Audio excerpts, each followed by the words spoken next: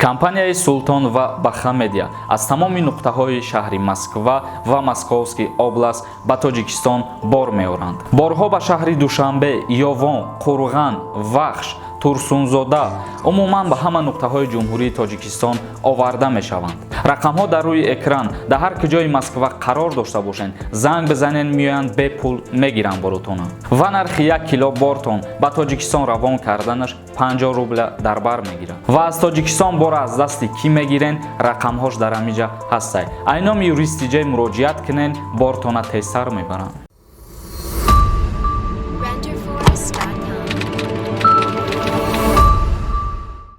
ассалому алайкум ба ҳама тамошобинони барномаҳои Сорбон Сафаров. Видеои имрӯзаи мо ҷавоб ба саволҳое ки ба мо равон карда буден ва баъдан як хабари дигара пешкаши шумо гардонидан. Пеш аз саволҳоро ҷавоб додан як чиза ба шумо гуфтанием ки чандин нафаро ба мо пешниҳодҳо мекунанд ки дар бораи границаҳо, дар бораи парвозҳо дигар видео пешкаши мардум накун. Лекин ҳар як видеое ки мо ҳар рӯз пешниҳоди мардум мегардонем, дар комментарияҳо 50-100 та савол дар мавзӯи границаҳо, дар мавзӯи парвозҳо ба мо пешкаш мешавад ва ба ҳамин хотир моро боис меояд ки анамихели барномаҳо пешкаш кардан гирем, чунки айни ҳол ҳар рӯз як қарори нав, як новости нав пешкаш мешавад ва мо бояд ура пешкаши тамошобино бигардонем, то ки анамин шахсое ки дар канали мо обуна шидагиянд аз ҳамин чизо бохабар бошанд. Дар сомонаҳои интернетӣ як хабар баҳри ҳама пешкаш шидагиай ва ҳоло ин хабар баррасӣ шидагӣ нестай ва моро мехоҳем дар ин мавзӯъ каме суҳбат бигзаронем, чунки аз мо ҳам пурсон шуда истоданд ки оё аз моҳи октябр парвозҳо байни Федератсияи Россия ва Ҷумҳурии Тоҷикистон ба мисли аввала бармегарда, оё парвозҳои мунтазам шурӯъ мешаванд ё ин ки не. Ширкати Alabum.com ба шумо беҳтарин телефонҳоро бо нархҳои дастрас пешниҳод мекунад. Доставка ба ҳама шаҳру областҳои Федератсияи Россия ва ба Ҷумҳурии Тоҷикистон шаҳри Душанбе, Кулоб, Хуҷанд бепул карда мешавад. То 10 октябр агар шумо тариқи сомонаи Alabum.com телефон заказ кунед, ба шумо 1 соат ё повербанк тӯҳфа карда мешавад. Барои заказ кардани телефонҳо ссилкаи сайт дар описанияи видео. Аз номи канали юристиҷаи муроҷиат кунед, скидкатон мекунам.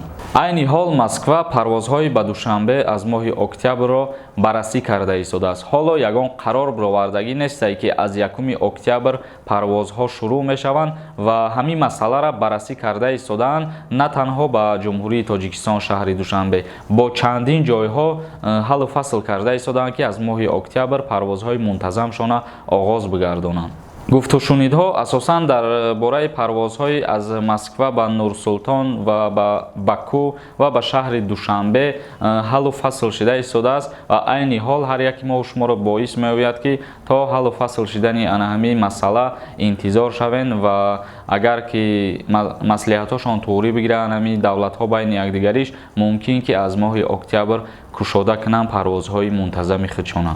Ҷумҳурии Тоҷикистон барои оғоз кардани парвозҳо аз Тоҷикистон ба Россия ё аз Россия ба Тоҷикистон аллакай тайёрии худша дидагия, яъне ки ҳамаи ҳамун қонуну қоидаҳое ки барои анами беморӣ бояд риоя шаванд, Ҷумҳурии Тоҷикистон аллакай пешакӣ тайёрӣ дидагия ва тайёрае ки сарҳадҳои худша, парвозҳои худша ба Федератсияи Россия кушода кунад. Вале мутаассифона дар инҷа ҳоло то имрӯз Федератсияи Россия қарори аниқ набаровардааст ки ба Ҷумҳурии Тоҷикистон парвозҳои худшона оғоз бигардонанд ва дар ин қарор омадагия ки аз моҳи октябр чандин шаҳрҳое ки мо номбар кардем ба ана ҳамон ҷоҳо бояд аз Москва рейсҳои мунтазам барқарор шаванд. Мегзарем ба қисми комментарияҳо. Шуҳрат нависай: ассалому алайкум, ман як бор личения гирифтагим да Тольятти, дуюмбора рафтанам дар кор справка роӣ кунанд, ай больница рафтан метавонам Россия. Агар ки аз ҳамуҷа роӣ кунанд маълумотномаи тиббӣ, албатта метавонем ба воситаи ҳамун маълумотнома ба Федератсияи Россия бароем. Ислом нависай: додарҷон, ай навистанам мурдум, ҷавоб нагирифтам ягон бор. Савол: ма 2 солши дар ғарибиям, омада баробар депортам карданд 3 сол, не ки 2 солши нарафтам хона, бирам 1 сол пас ҳуй мешавад, депортам ё ҳамиҷа бестам 1 соли дига кушода мешавад. Раҳмат пешакӣ бародар.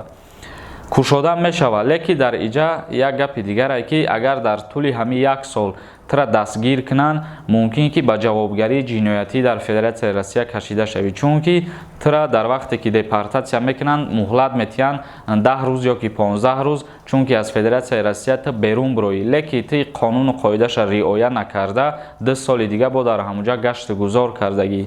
Дар ҳолате ки ту мегӯӣ агар ҷумҳурии Тоҷикистон биём, агар дар ҳолати омаданд ҳам ба Тоҷикистон аз кори ту бохабар шаванд мақомотҳои дахлдори Россия, албатта ки ба ҷавобгарӣ кашида мешавӣ. ҳамҷурат тиҷаи нависае: надонистани қонун шахсро аз ҷавобгарӣ озод намекунад. Дар моддаи 42 Конститутсияи Ҷумҳурии Тоҷикистон омадагӣ.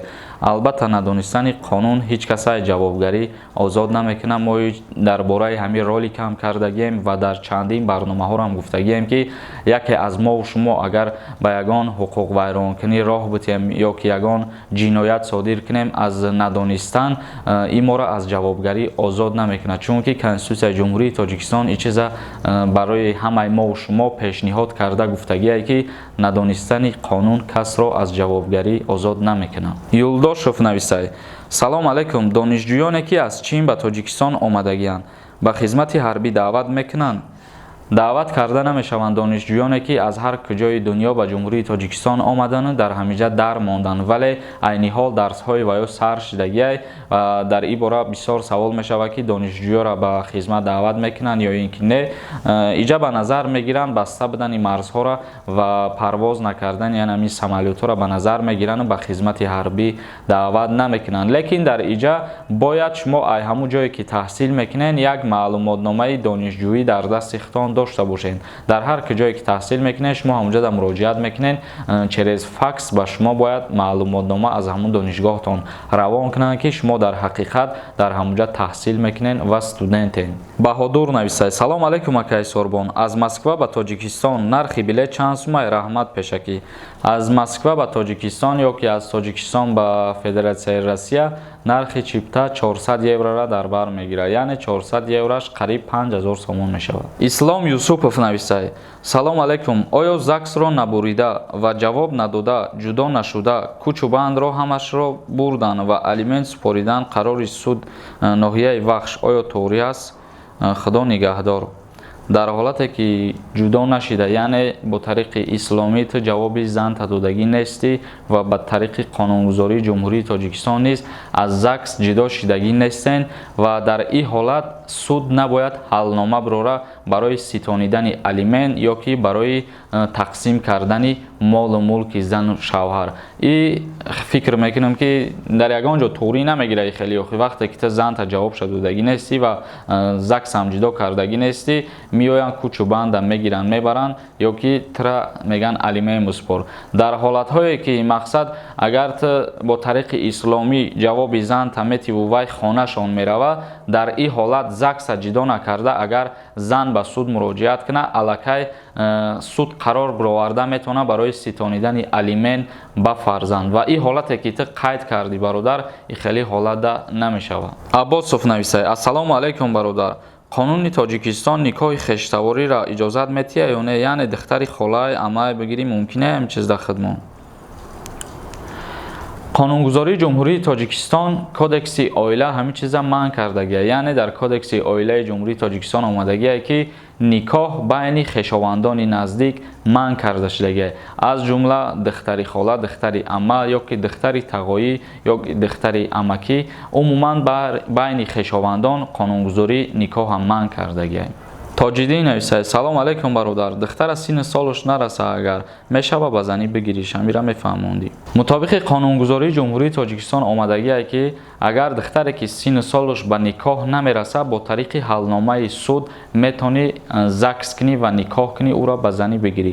Лекин ба ҳолатҳое ки мақсад духтар вазъияти оилавиш шароиташ безеба, яъне ки шароите надоранд, дар оилашон шароити суст доранд ва ҳамун нафаре ки ӯро ба занӣ мегира аз уҳдаи нигоҳубин кардани ҳамун зан биромада битона. Дар ин ҳолат бо тариқи ҳалномаи суд метавонанд ки 1 сол пеш аз 18 сола расидан ба занӣ бигиранд, яъне бо ҳалномаи суд қонун иҷозат метиҳад. тамошобинони азиз, видеоро ҷамъбаст мекунем. Ягон саволи дигар бошад дар поёни ҳамин видео ё ки дар Instagram саволотон равон кунед. Дар канали Юрист Тиҷаи обуна шидана фаромӯш намекунем. Худованд мо ва шуморо нигаҳбон бошад.